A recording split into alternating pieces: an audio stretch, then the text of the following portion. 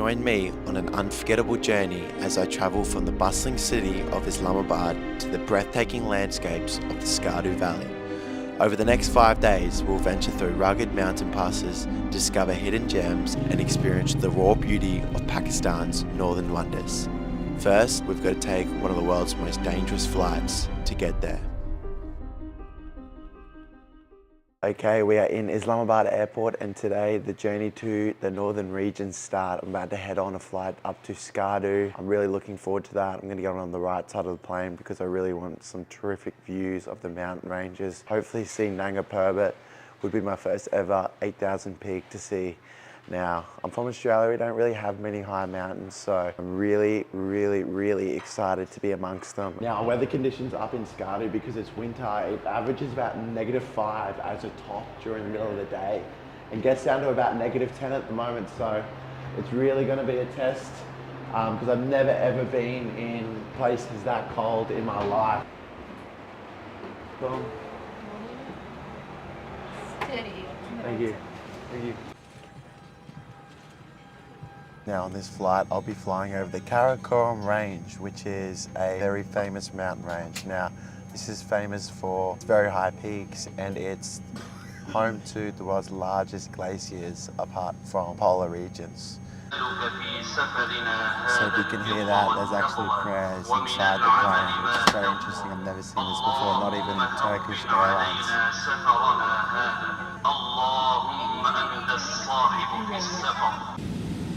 So we're circling down onto this runway in the valley. This has been the most gorgeous flight I've ever been on. To get up close and personal during the flight with some of the world's tallest mountains is just an experience I'll never forget. So I'm here with the awesome pilot that led us here into Skardu. Quite a difficult flight to get in between these huge mountain ranges. How long have you been flying for, sir? Flying for about, you can say 12 years for now. 12 years. And is this a route that you do often? Yes, I'm flying this route for about last 4 years. 4 years. Maybe 6 you can say, because I've been here on the earlier plane I was on. Yeah. And have you been flying an Airbus the whole time to Skardu? No, before I was flying ATRs. Yep. And now I'm flying Airbus from last about 5-6 years. Do you find it safe in the Airbus? Oh yeah, Yeah. it is one of the safest planes. Yeah. Pakistan International Airways. Wow, made it to Skardu. And look where we are. Absolutely gorgeous. Okay, we have arrived in Skardu. This is the airport. It's just a runway. They give us our bags. It's very low key. I was able to meet the pilot, as you saw. I just still can't get over what I'm looking at. It's just something out of a movie. Absolutely incredible. Can you believe it? I cannot. One thing I love here is that they all use these Bluetooth seatbelts. They do not like wearing seatbelts, and they'll even go to the point where they put a Bluetooth one in just to stop the beeping. Just landed at one of the most beautiful places in the world and we're ripping darts with the driver. Hello. All right, so I need a different SIM card up in the mountains, so we've stopped to get a SIM card. Oh my goodness, look at this. All right, we're gonna get a SIM card, so we're connected out here. All right, sweet, we're set up with a SIM, we're ready to go. I've got 20 gigabytes, so that'll be pretty good. And it cost me around about $6 Australian, so I'll take that.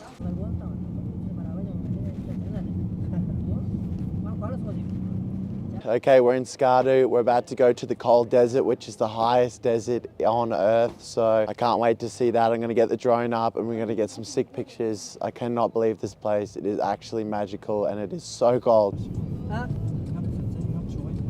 I'm here with Abid and Sabia, and we are arrived at the cold desert. Now this is the world's highest desert, which is just truly amazing.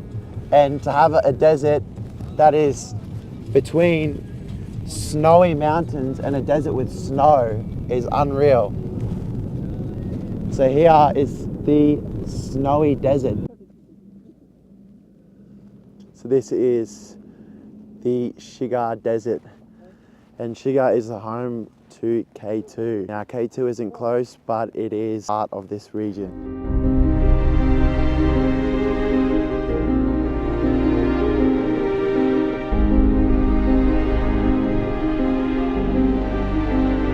Bad place to be stationed if you ask me. Alright, so I keep getting them to drive while I shoot stuff, so I'm gonna get a cool bridge shot hopefully. Alright, I better shut up, I need to get the shot. This is some of the most crystal blue waters I've ever seen, coming straight off the glaciers. Check this out. Straight off the glaciers. Now that is fresh water. Just have a look at the color. I don't know if the camera does it justice, but it is just the most beautiful aqua blue. Hey, that's a badass bike out here. Well, that was an absolutely incredible first afternoon here in Skardu. I think to stand below these huge giants, they say Skardu, the home of the giants, they're not lying. This bad boy behind me is absolutely huge, and I know these aren't even close to some of the biggest mountains in the region. So we got some police officers in here. They found me. They're just checking on me as I just entered this region. This is a pretty common thing in Pakistan where they see a foreigner, they want to make sure what they're doing, they want to make sure they're safe, they want to know where they're going next. They're making a few calls. I don't think I'm in trouble, we'll see how we go, but all is good. Tea is served and we're getting to the bottom of it. Inshallah, Pakistan looking after me as usual. So what this police officer is saying is this is off season here, it's winter. So their responsibility is checking on foreigners, and at the moment they have a count of about 20 plus here in Skardu. It's the off season, so in summer there's about 800 plus. So it's a lot more busy work for you guys in summer. To keep track of 800 foreigners. We have two entry points, okay? One by airport, and second is the check post. So then they have an exact number of how many foreigners are inside their Skardu region that they have to take care of. Thank you, brother. Okay, I'm out here in Skardu Valley, and this is the most beautiful view through this old bazaar. Hello. Huge mountain in the background. Little market, absolutely gorgeous. Kids playing down here, cricket. Cows everywhere. Man, this place is unique. It's as unique as it gets. Skardu Valley. Now, I've hired this bike from the hotel, so trying to drive safely. These guys are maniacs out here though, and there's a lot of ice on the road, so a little bit sketch, but there's no better way to get around than checking it out by yourself on a bike, eh? Hey. Just got some sick drone shots around here. I mean, everywhere is photogenic. Got a bit of a crowd. Hello! I strongly encourage you guys to come to Skardu Valley if you can get the chance up here in the north of Pakistan. It is just sensational. Many people told me not to come in the winter because it's too cold, too much snow, but this is the best time to come. There's snow all over the mountains, the roads are still clear. So we're currently in the Baltistan region. As you can see, beautiful Baltistan hashtag. Now, I believe this is a mountain range, it's a big region. It's pretty surreal to see so many K2, like a K2 hotel, K2 movers, buses. It's pretty surreal to see that because I've always dreamt of seeing K2, and I don't think it's going to be achievable on this trip. It's just surreal to know that I am in an area where people head off to K2, you know, and do that trek, because that is a trek I've always dreamt of doing. I have a lot of respect for K2. I know a lot of people die on K2 trying to summit the mountain. Riding my new bike through the Skardu Valley on day 2, I explored hidden corners and winding roads taxis couldn't reach. I got a glimpse of life in the freezing cold at this high altitude. A truly raw and unforgettable experience. I also got to get up close and personal with the mountain goats themselves. And no need to think dirty, not that close. Amazing to me to watch goats just walk up these mountains like it's absolutely nothing. So I'm trying to get up to the Karpokacho Fort, which is here in Skardu Valley, and it looks like there's been a bit of a landslide on the road, so I can't quite get up there, but I've sort of just gone my own way on the bike, and I'm just kind of climbing this mountain to get a good view of Skardu Valley. And oh boy, it's gorgeous up here. It's very cold. You can even see the frozen lakes as well. After I went off terrain and found this awesome viewpoint, I chucked the drone up and admired for over an hour. Unfortunately, I couldn't get to the top of Capachoro Fort, but thankfully the drone was able to check it out for me.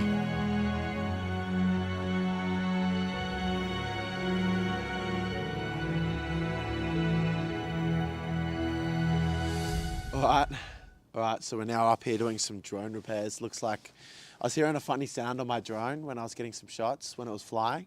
And I was like, that's not right, doesn't sound quite right. Looks like one of the propellers is broken off, so just a little snap there. Luckily I've got replacements here in the kit, so I mean, it's not the worst place to be doing drone repairs. A little cold, but the view's getting me through, that's for sure. It's so amazing seeing the kids out here playing volleyball when it's like -6 outside. It's crazy, and they've got a nice view for volleyball.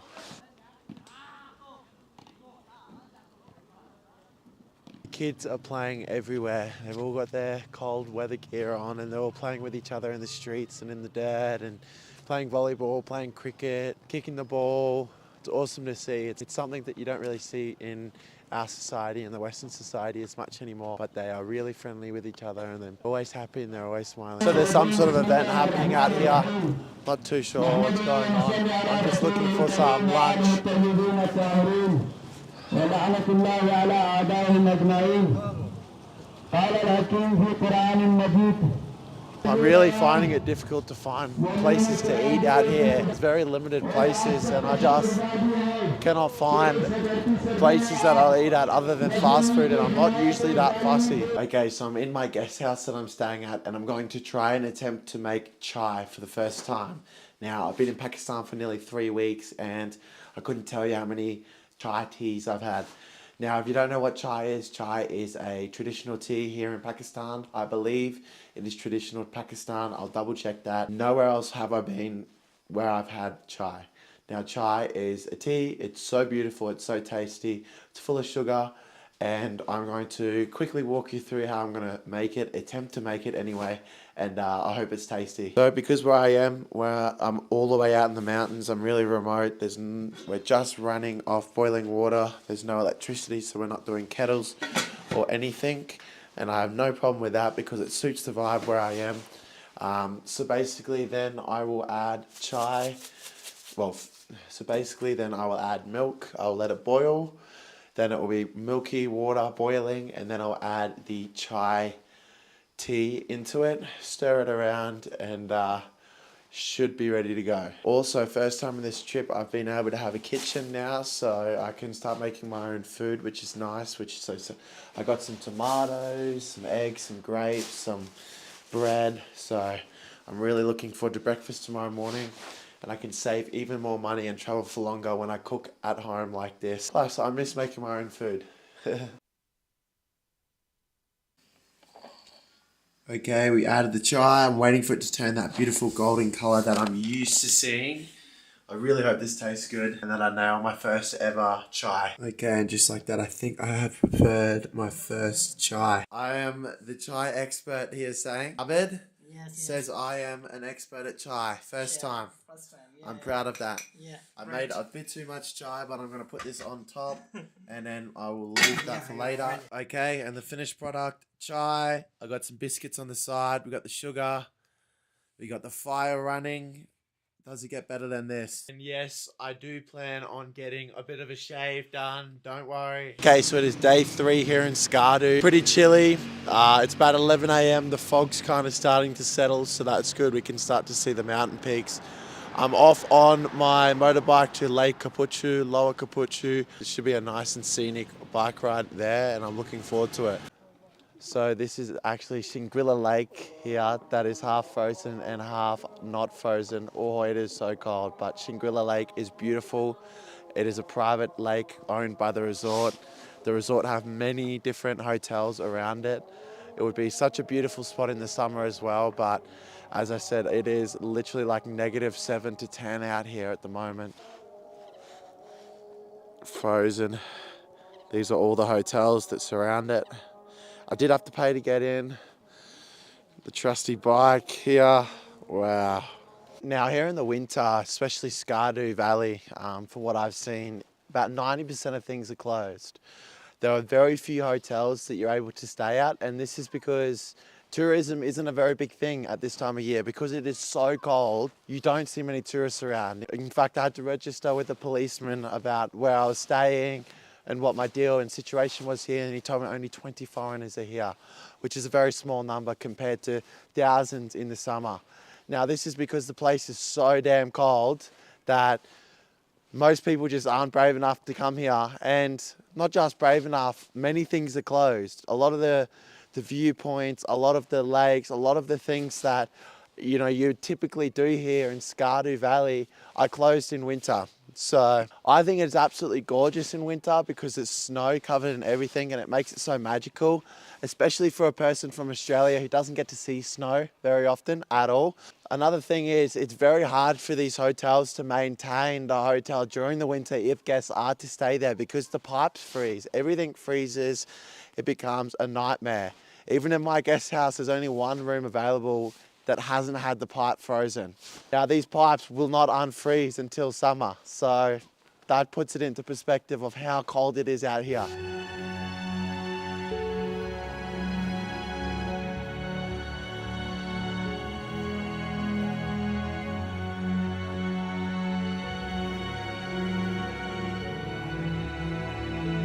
Unfortunately for the next day, I was sick in bed with a combination of hypothermia and food poisoning. I totally underestimated how cold it would be riding 40 kilometers away from my hotel out to Shangri-La Resort. Driving 80 kilometers on a bike in -7 degrees with the wind chill makes it pretty cold, let me tell you. Unfortunately, that meant I only had one more afternoon left in Skardu to explore before flying out the following morning. Okay, I'm with Abid.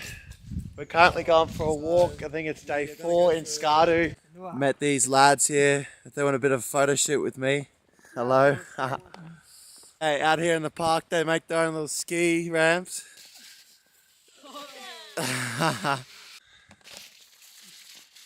Okay, no need to show off, eh? So Abid from the guest house is taking me for a walk through this forest that's nearby. Absolutely beautiful. During the summer, it's vibrant, it's green. At the moment, obviously, everything is frozen and dry and dead, but it's winter vibes. So I'm going to chuck the drone up through this park. And these kids said if they run across this frozen lake, which is clearly not frozen enough, that I'll give them 500 rupees, which is about $6. And they want $500. Go on, yeah.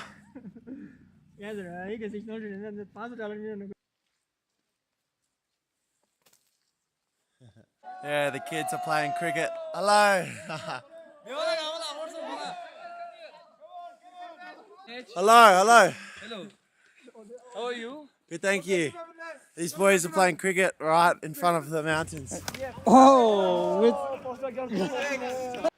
Wow, check out this sunset up here. It has just been gorgeous. Seeing the sun shine on the top of these peaks. That looks like an Apple wallpaper. Wow. Bit of fog, but in person, look, the camera doesn't do it justice, does it, Abid? Oh.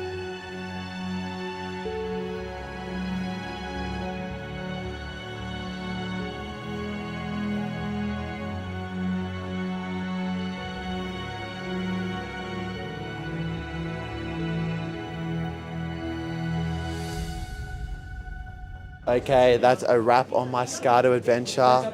Now, that was Skardu winter adventure. I'm definitely going to come back in summer because I know it's going to be a whole different experience. A lot of things were closed here because it's not peak tourism time here in Skardu. It is very cold. Skardu, I'm so thankful for you to welcome me here. It was so amazing to live amongst the kings, those beautiful, huge mountains that you have. Such a beautiful area with beautiful people and beautiful food. An experience of a lifetime. I'm sure not many travel vloggers have come to Skardu during the winter because it's not a very peak time, so I wanted to give everyone and show you what it was like in winter. About to get on a plane to Islamabad and start my next adventures. I've been in Islamabad for a few days while I wait on my visa for my next journey, which will be a surprise. Thank you, Skardu. I love you.